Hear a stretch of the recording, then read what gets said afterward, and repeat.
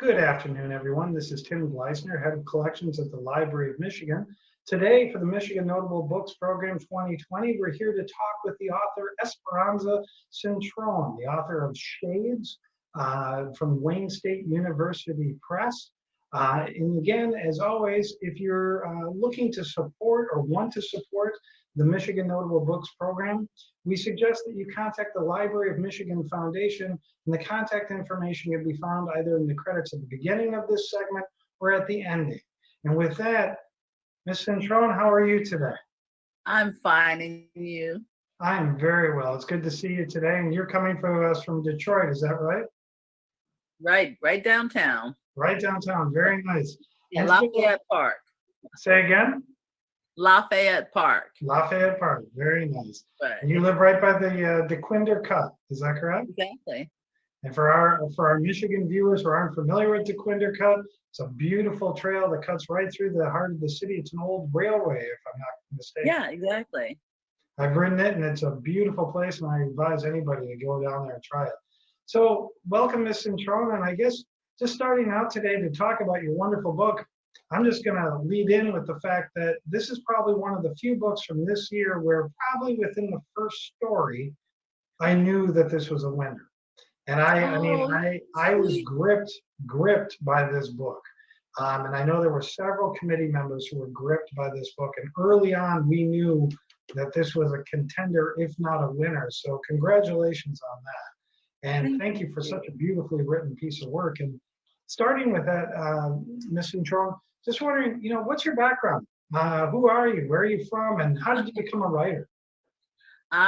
Okay. Thanks for all those really wonderful things you said. That makes me feel great. Yo soy Latina Negra. I'm Afro-Latin. I was born in Detroit, of Puerto Rican descent. Okay, so that's who I am, I guess. And all of those things, of course, play into my writing. I think most specifically, because Detroit adds the texture to my writing. If you're familiar with the stories, you know that most of the characters are African American. There are some Latinos, and it's divided between East Side, West Side, which is that traditional division in Detroit. Because as I was growing up, the West Side was the Sedity people, the upward mobile people of color, okay? Right. And the East Side was the people that just came up from the South, the more gritty people, okay?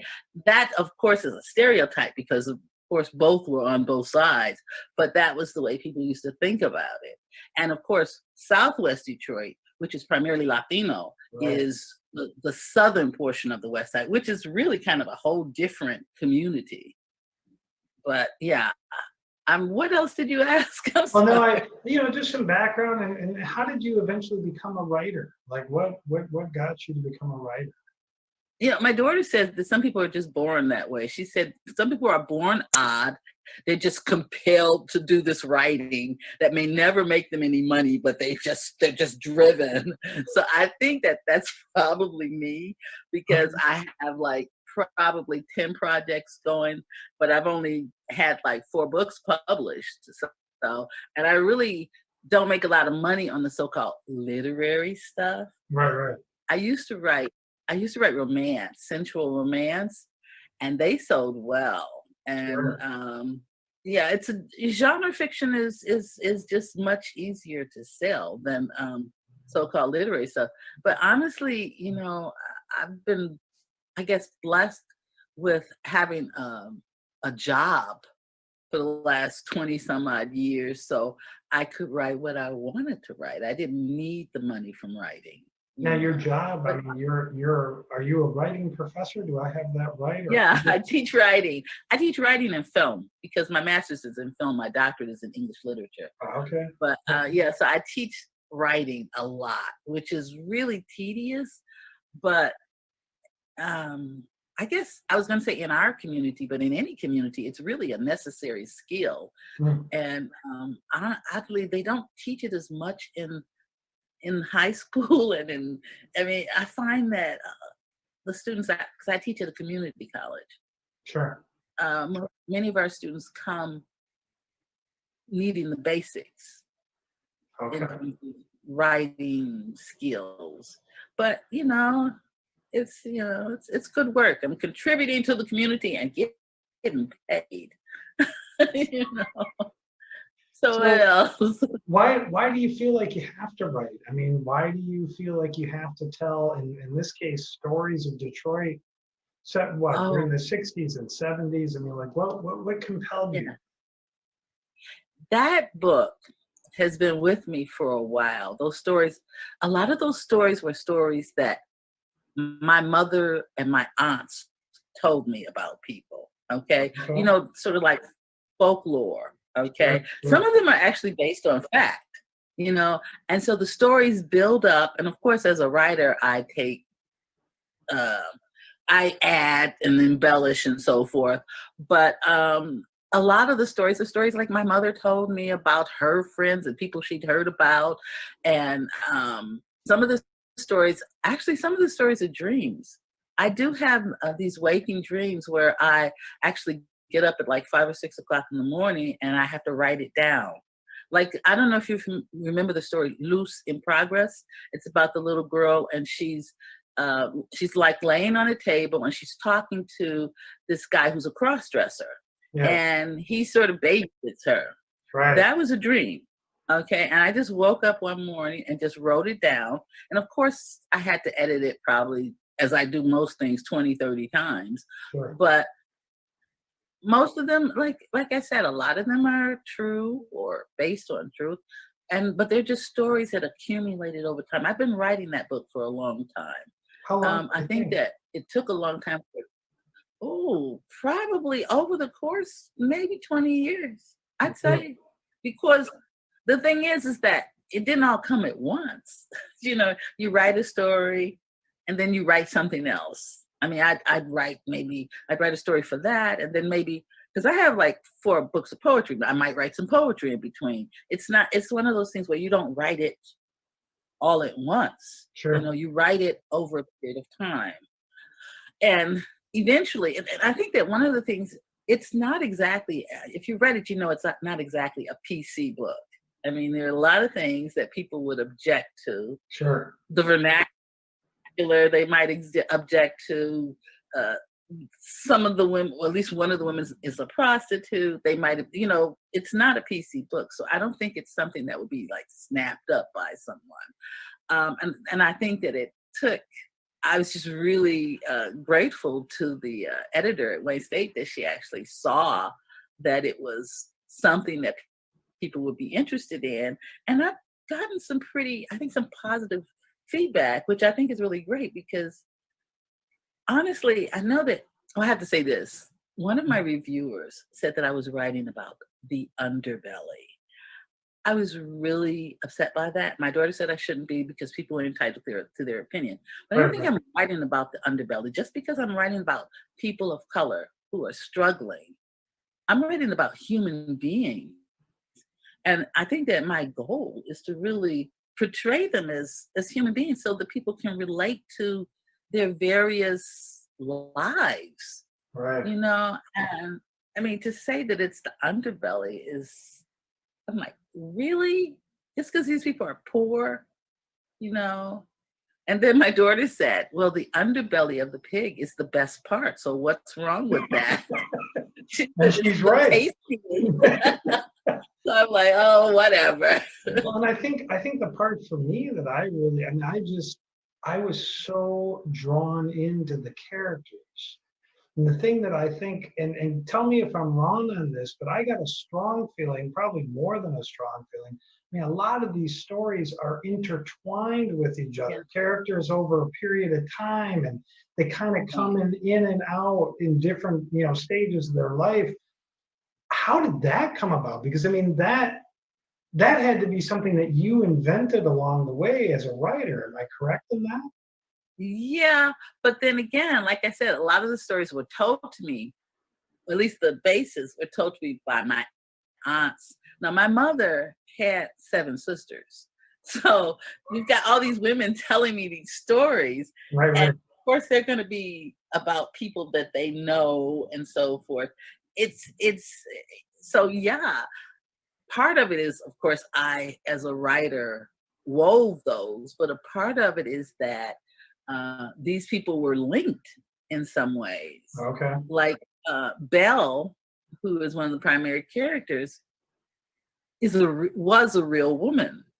I won't say her name, but she was a real character. She's no longer with us, but Okay. she was a real character. I mean, she was this woman that came from, I think it was Alabama, and she had all these children, and my mother befriended her, but she was this beautiful Black woman who really never really realized her beauty because she Mm. was too busy fending for herself, and fending for her children and trying to survive.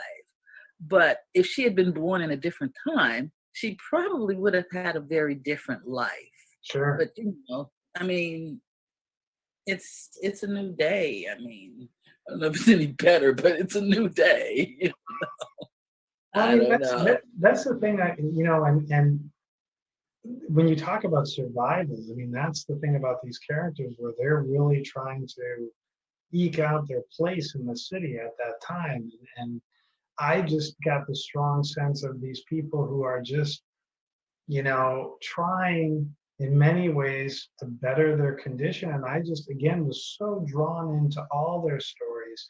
So tell me, like, with these pieces, you inherited them from your mother and your aunts. How often did you find yourself writing these? I mean, do you sit down every day to write a little bit more, or is it when the spirit takes you, or something that you remember? Well, yes, not every day, no, because the thing is, like I said, in the interim, I've written several books of poetry. I also have like two or three other novels that haven't been published that I'm in the process of revising and seeing if I can get out there. So it's like you live your life. And remember, I teach at the community college, which means I have to teach 5 classes a semester, which Ooh, is a lot, especially when you're teaching writing. So sure. I don't have a lot of time, you know.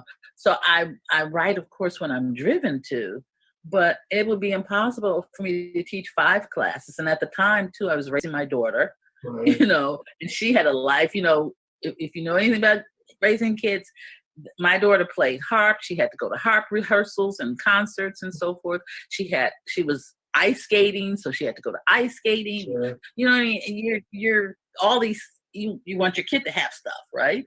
Yeah, yeah. So the thing is, so in between taking her to ice skating and to harp rehearsals and teaching my class and correcting my papers, I was writing, So tell you me something know. about it. You said it really intrigued me right there. You said, I didn't write unless I was driven to. What drove you to write? What was that impetus, if you will?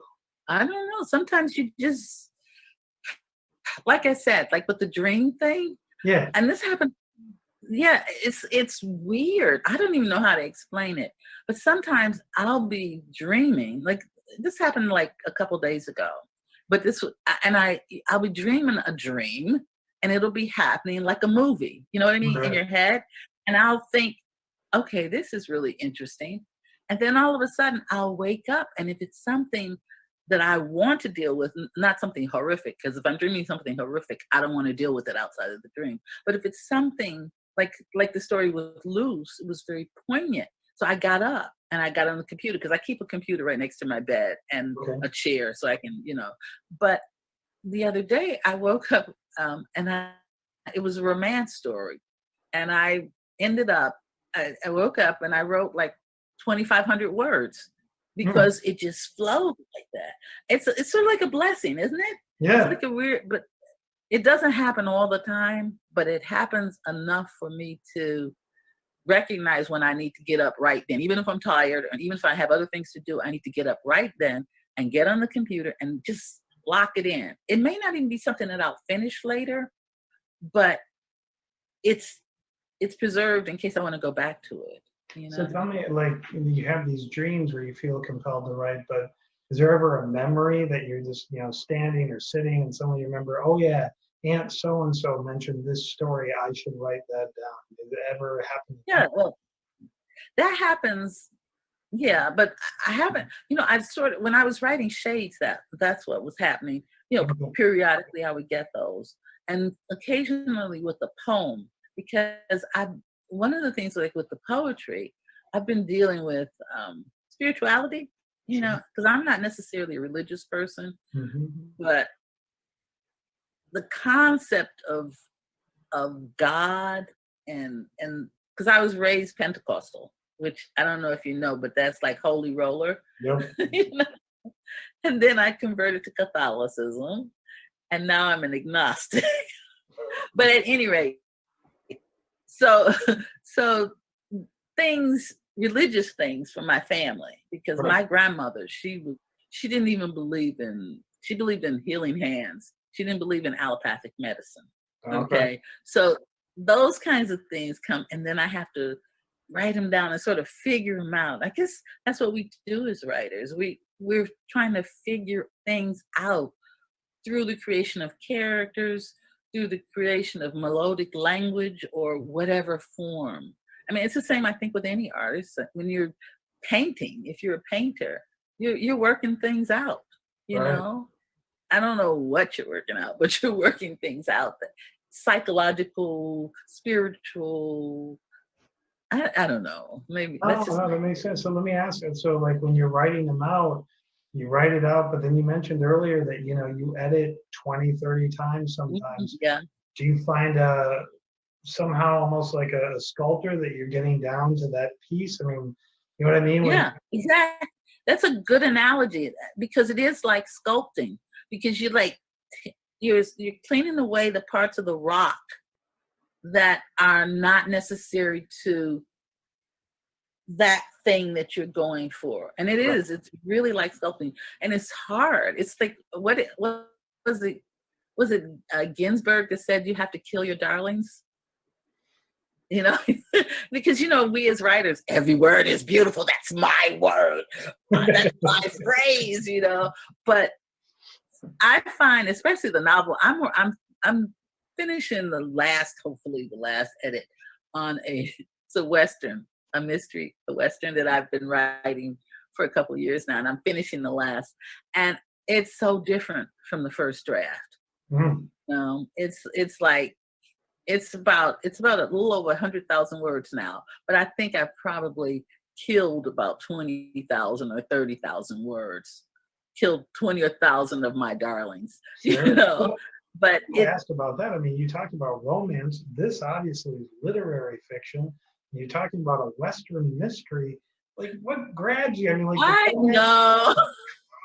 Well, There's one day you're like, I'm going to do romances now, and I'm going to do literary. Like, what? I read a lot, and Yeah, and I like to try different modes, if you will. yeah, yeah, yeah. And it's like the western is really it's romantic. It's the premise is that it's a young ex-slave who escaped from slavery, but it takes place in 1870, which is after the Civil War, and she's settled in Colorado. Okay. Okay. And she's in a relationship with this expatriate Brit. Okay. Which is it's a basic romantic trope, only the female is a different kind of character, right? All right. But I started writing it, and the research just grabbed me, and I just started the research, finding out, like, for instance, what people wore at that time, what people ate, and I just started writing in it, and it's a whole novel now.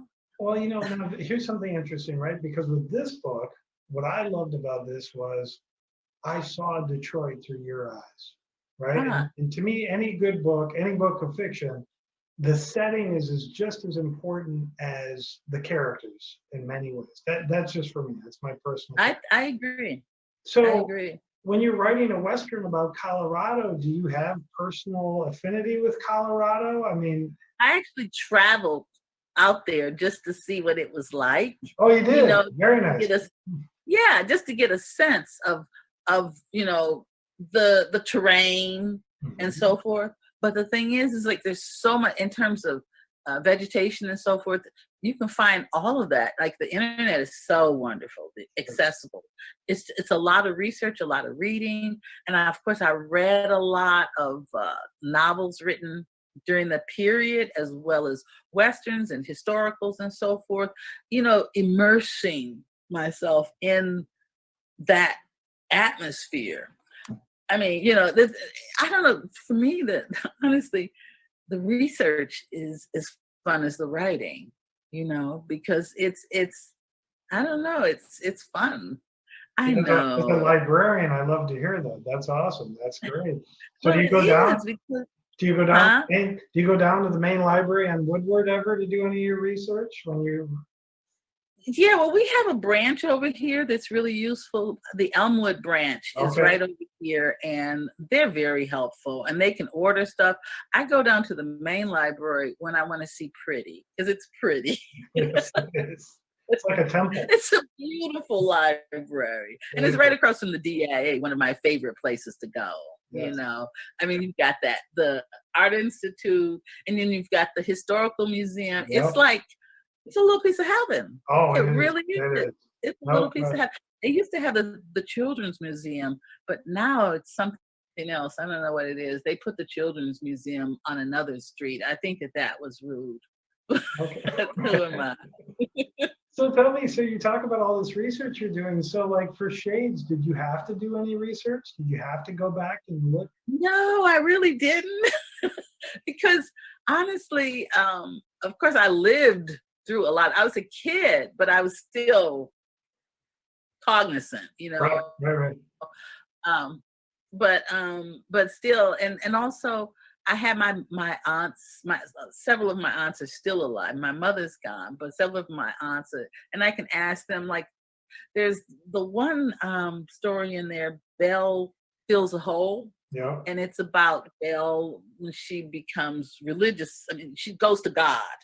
And my aunt, who was very religious, I called her and I would ask her, and we would go over, what hymns were popular, and we would talk about the services and the preachers and so forth. And she would sort of ignite the images in my head, and I Right. could just transfer them to words. I But gotta, yeah, so I gotta yeah. ask on that. So your aunts, have they read any of the stories at all? Have any of your aunts? No, one of them, only one of the rest, no. And Especially the when they're one, religious. the one who's read it, did she recognize any of the characters you were writing about at all? No, and she kept saying to me, and she's the one that's closer to my age, because there are enough of them to be close to my age. Sure, sure. And she was actually raised with me, so she's, oh, it's a whole story. Right. But at any rate, she is sort of, she was like, where did you get this from? It's like, to her, it was foreign. It's like, what is this? Who is this? And she didn't even recognize anything. But then she is very into herself. I Okay. love her, but she's she's a beautiful woman. Right, right. She's just very insular. Makes sense. Makes sense. So let me ask you this. So you talk about all the research, everything else. What writers do you turn to for inspiration? Like what writers would you typically turn to read and maybe pattern your work after if you do? And I just ask. Oh yeah, because I always tell my students, when you first start writing, you're like a baby learning how to speak. You listen to your mother, Right, right. and you speak like your mother. There are so many. I mean, one of my favorite is Ana Castillo. She wrote "Peel My Love Like an Onion" and "So Far from God." Beautiful. I mean, just poetic, just beautiful. The language, and they're very womanist pieces. Um, but then, of course, I like, yeah, of course, Alice Walker, Toni Morrison, Maya Angelou. Read all those. But I'm a real sci-fi fan too, even though Oh, I don't are really you? write. Nice.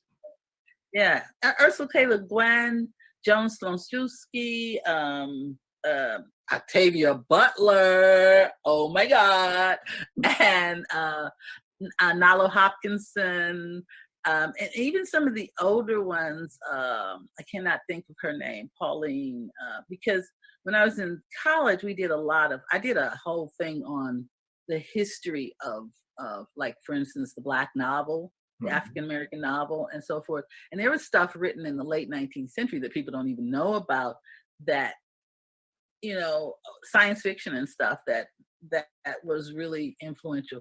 But I guess because my daughter wouldn't let me point this camera at my library. She said it was too messy, so she Oh, made me point to the rear wall. you want to point it now? You can point it. She's not there. Is she? She set the camera, and I'm not gonna move it. You won't know what you would get if I move this. Okay. But yeah, over here. There's like books and books and books, but I read a lot. How did you get into science fiction? Science fiction, I mean, that's very interesting. I love science fiction. I mean, like, what grabbed you? Was it when you were a kid, older? Like, what? Oh, always. It starts like with reading mythology, Oh, sure. Greek mythology and so forth, and then fairy tales, and then science fiction to me is a natural step, because it's all about suspending, you know, uh, that sense of belief and so forth, and being able to enter worlds. Okay. I like science fiction, of course, that has a social political stance. I mean, of course, the Dune series is Oh, important. yes. Yeah, exactly. And I'm Asimov and Arthur C. Oh, yeah. Clarke, and so I'm like, so yeah, I See, it's, I don't know. My thing is those were my go ahead. favorites as a kid. Arthur C. Clarke, the Dune series. I mean, those I could just go on and on about. That's fantastic. Exactly. And I always loved how science fiction would mirror the real world. It was almost kind of, like Herbert would take Yeah, the real world and just pattern it into an imperial galaxy. It's a fantastic thing. exactly. Eh, Yeah, and that's why because I mean, of course, Ursula K. Le Guin and what is it, the Left Hand of God and the Dispossessed. Okay, when I read those, I'm like, oh my god! And see, that's what I'm saying. You talk about genres and sticking into genres. I'm like, why? Because they're so. No. Why not try this and try that? And That's since a I wonderful didn't pay attitude. for it anyway. Yeah, no, that's a wonderful So attitude. my that's why I write. I'm trying to write a mystery. Well, I've written a mystery. I don't know if it'll sell, but and romance and literary fiction and poetry, because it's all words. It's all words, and if you like words, why shouldn't you try as many forms as you So can get? how would you define this one? I mean, I know how I would define it. I think I've already said it, but how would you define this one? How Is would that you true? define it? Literary fiction. Well, I that's what the editor said. I honestly, I found this to be the Detroit equivalent, but I mean, it's very much standing on its own. But the only author that has grabbed me as much when it comes to fiction, if you know the author from the west side of the state, Bonnie Jo Campbell, and she No, I have to paint, look her and up. she would paint these evocative stories in the Southwest, in the Kalamazoo River Valley. Well, I felt your stories were just as good, but obviously in Detroit. And I want to talk more about Detroit because obviously that's a huge part of your book. But how did it figure in your work? Like, how did you put Detroit into your work? Obviously, these characters are there, but I mean, I was just so intrigued. Uh, Detroit. To me, I don't know how to even. It just is. It just is. It's like, I've lived other places. I've lived in Memphis. I lived in upstate New York, Albany for years, you know. But I don't know, Detroit is home, and it is like a skin that I wear. You know what I mean? Yeah, yeah, yeah. It is, and I know her really well. I know her history. I have a sense of where she's going, and I'm saying that because she's blessed to be a her. you know, in terms of, um, I'm in love with the river. Uh, the people are so varied. I'm adjusting to, because I live in downtown Detroit now, and we've been gentrified, Right. and I'm adjusting to the newness, which is really difficult. But I was here when the factories failed.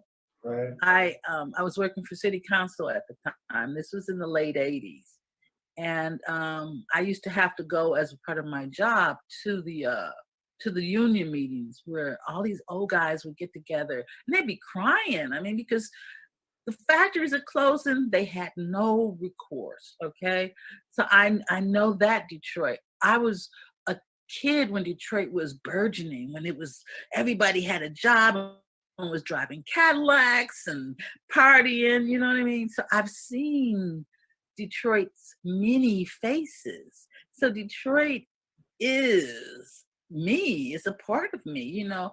And I know that, uh, the Polish area, I mean, because I used to work at a restaurant in Hamtramck when it was still a Polish area. So can I ask And you about, now, huh? can I ask you about that? Because one of your Sure. stories takes place in that restaurant in Hamtramck. Is that Yeah, the same restaurant? yeah. The White Tower. Yes. I was like 16 or something because my mother was she was the manager of that restaurant. And Really? we used to be down from Dodge, Maine, and Dodge, Maine was full and working hard, and the guys would come through the restaurant. And that was and Hamtramck was still a Polish town. This was before Coleman gave them the right, tore down all those houses and built that GM plant that tore down half the population, whatnot. But then, and I've lived in Southwest Detroit before my dad went back to Puerto Rico, so I'm familiar with Southwest Detroit. And when my grandparents used to live on the North End, which is the east side of Woodward, and then my mother, who got uppity, moved to the west side. So I mean, I know this city.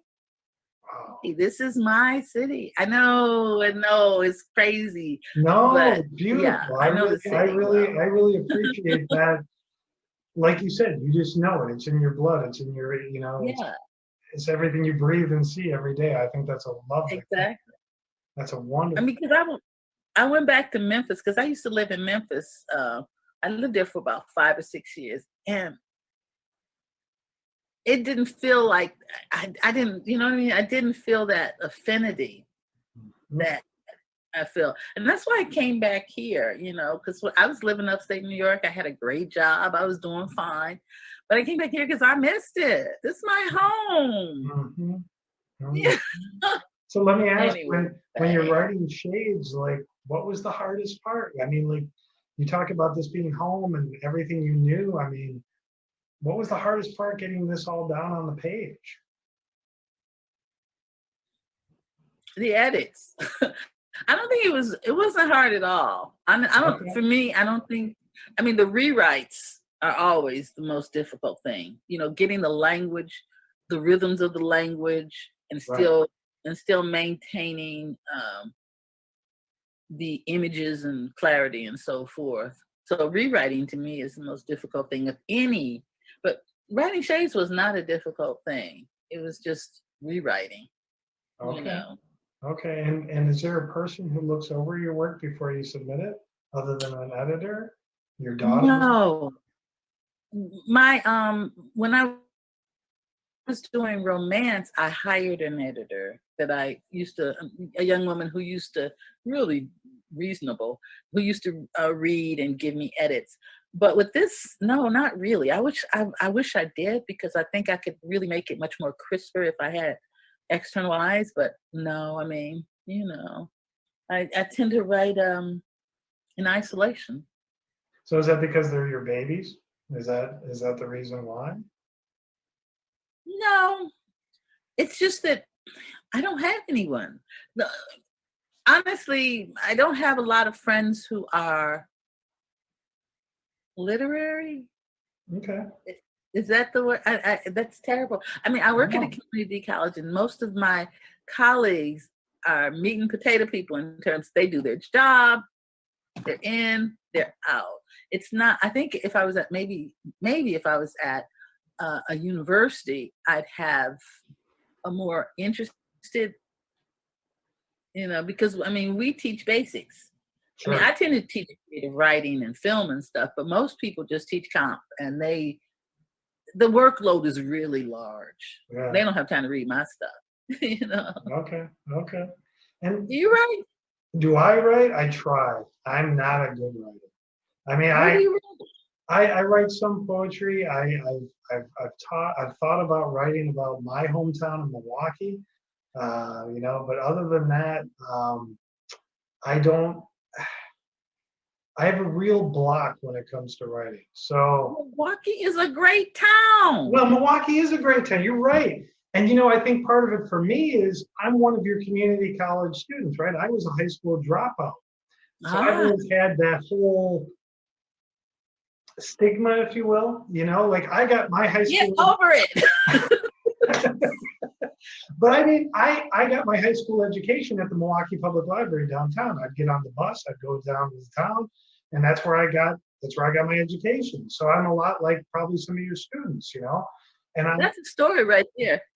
it is, you know, I mean, like who's gonna read about Milwaukee? I mean, Detroit's so much more. Detroit's gotta just come on. Milwaukee is the cool. What are you? It's up to you to represent.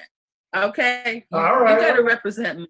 Well, now, but this Okay. is about Esperanza Cintron right now. So let's turn it around. So you're representing Detroit. In your mind, what's that next Detroit book?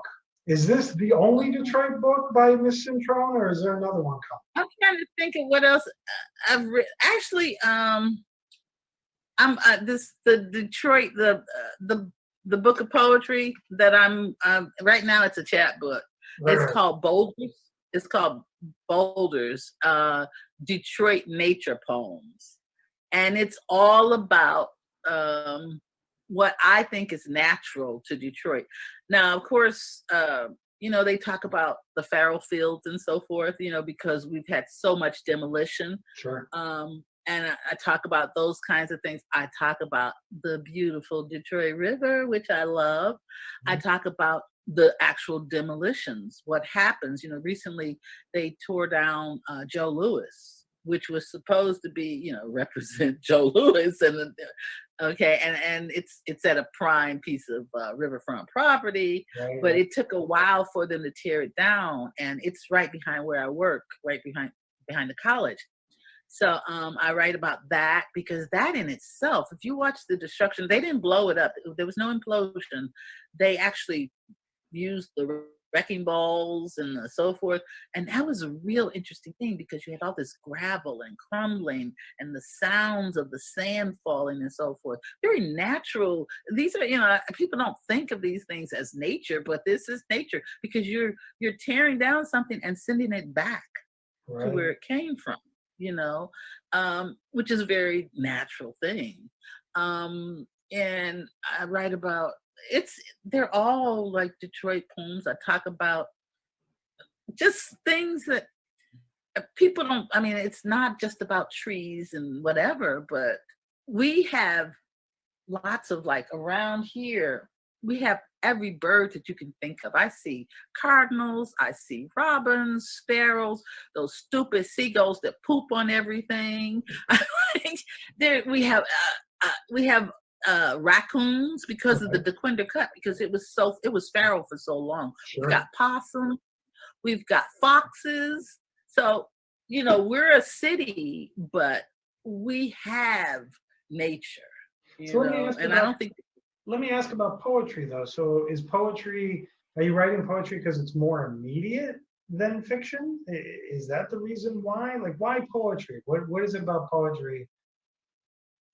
I don't know. It just is. Okay. It's like, it just, you know, when you write, I think, for me, the form dictates itself, you know? If you've got, I mean, because I have written prose, I mean, poetic stories. My book, what is it? What Keeps Me Sane? It's poetry, but it's stories. It's a story of 4 women.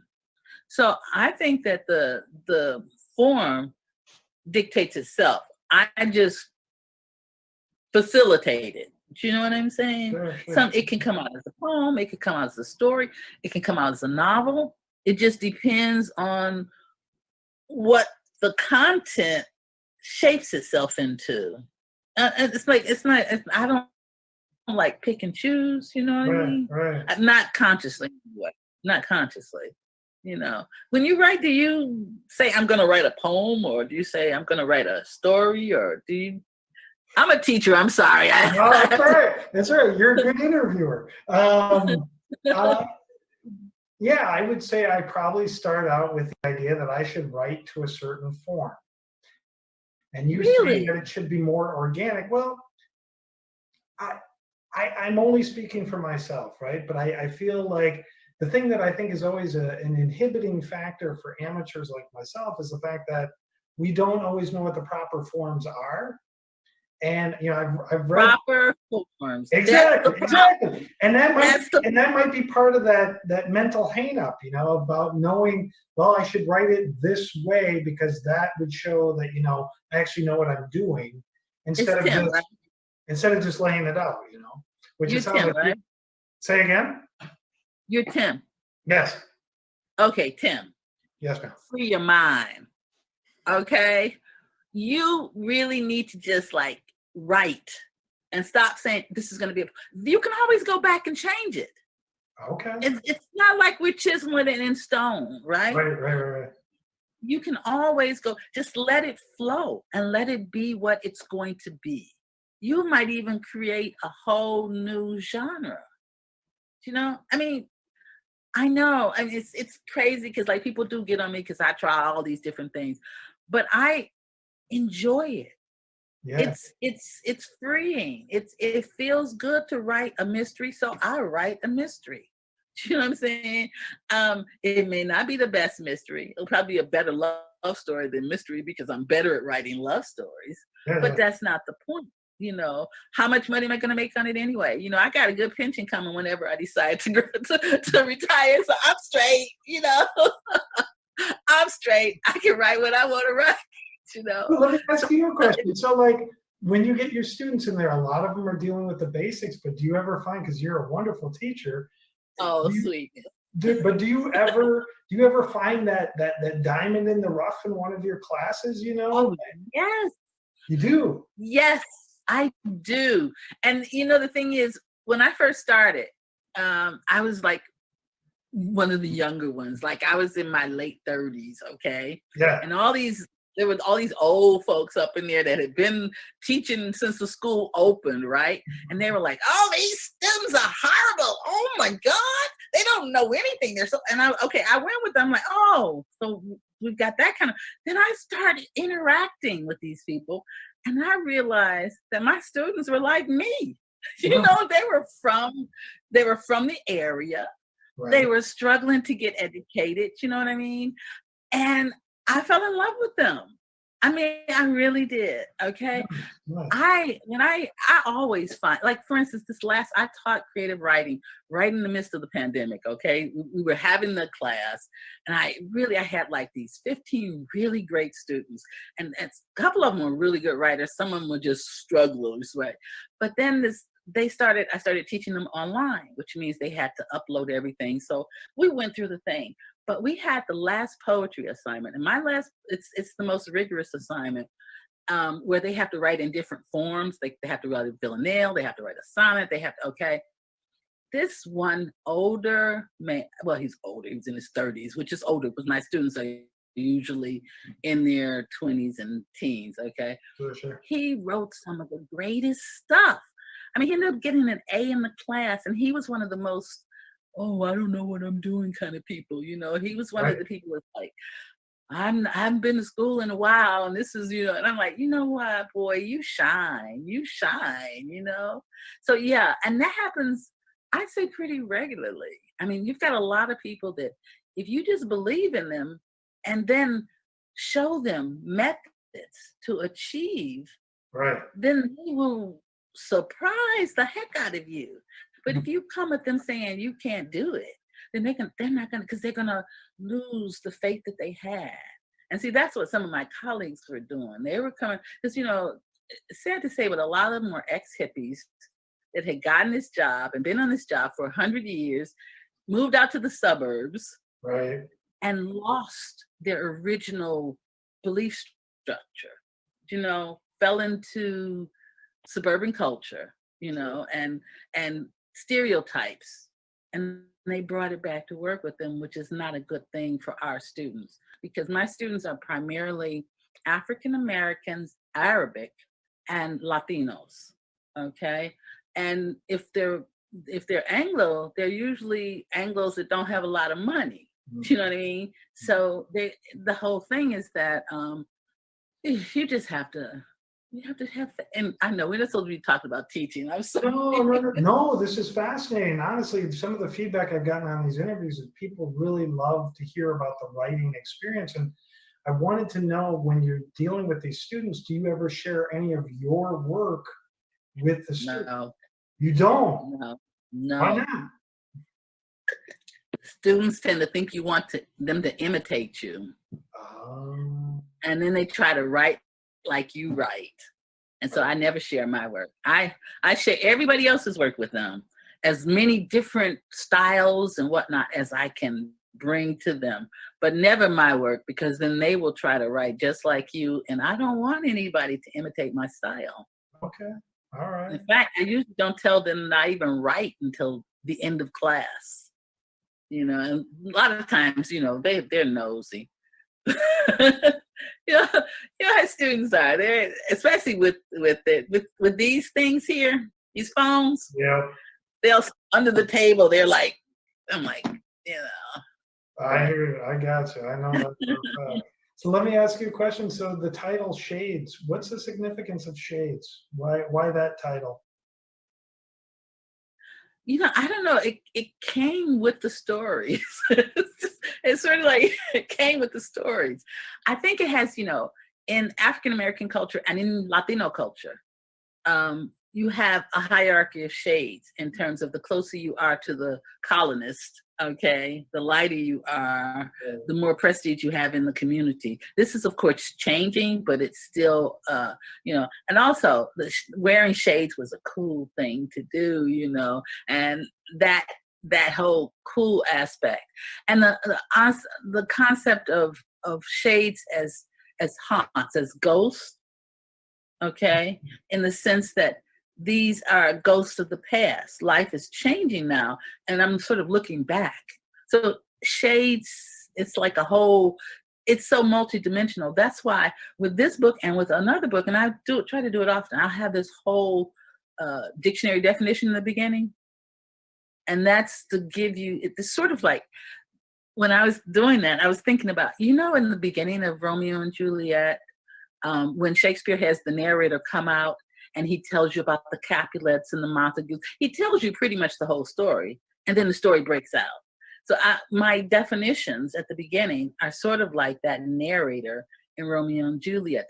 They're trying to give you things to look for, hints to what's going to happen in the stories.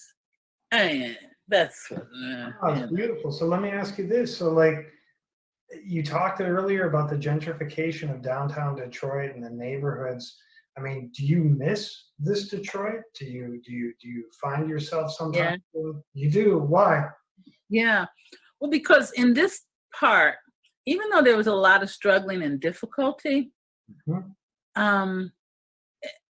it's like I wrote in a poem, Black people took a taste, because there were a lot of people who were fully employed, who were making good money, who bought homes, who took care of their families.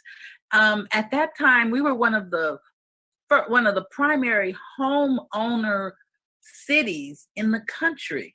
Right. Okay, because Black people had jobs. They could buy homes, not just Black people, but Latinos. They could buy these homes and so forth. They had benefits, hospital benefits and so forth. And it was a really good time. It was also a time when we were beginning to reap the rewards of the civil rights movement, the movement that had been going on for a couple hundred years. We were finally getting some legislation where we could vote. I mean, I went to college on a scholarship that I think was definitely related to the fact that I was Black and Latin and female, and people died for me to go to school. Do you know what I'm saying? People actually died and are buried in shallow graves down south. Okay. But the thing is, so in the 60s and 70s, it was a really good time. It was a difficult time for some people because some people were still struggling. People are always going to be struggling. Right. But for a large portion of the population, we were living pretty well. I mean, my mother, that restaurant that I told you about, she was the first Black person to work at that restaurant.